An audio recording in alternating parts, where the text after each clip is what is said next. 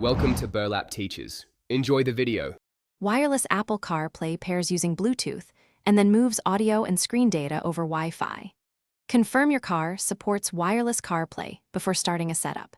Check that your iPhone runs iOS 13 or newer and has Bluetooth and Wi-Fi enabled. Wireless CarPlay uses a peer-to-peer 5 GHz Wi-Fi link after the Bluetooth handshake completes. If your car only supports wired CarPlay, use a Lightning to USB cable instead. This overview prepares you for step-by-step pairing and troubleshooting ahead. Start by enabling Bluetooth and Wi-Fi on your iPhone in Control Center. On the car infotainment, enable Bluetooth Discovery or select Wireless CarPlay Setup Mode. In iPhone settings, choose General then CarPlay and tap Available Cars when prompted. Pair the iPhone to the car using the Bluetooth code shown on both screens.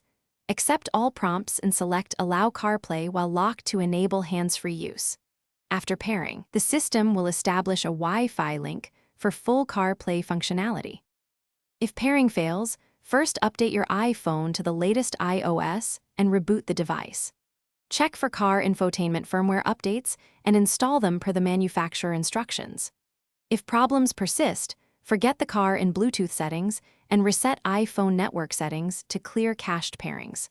For wired CarPlay, use a quality Lightning to USB cable and test alternate USB ports in the car. Keep Bluetooth and Wi-Fi antennas unobstructed and limit nearby to 4 GHz.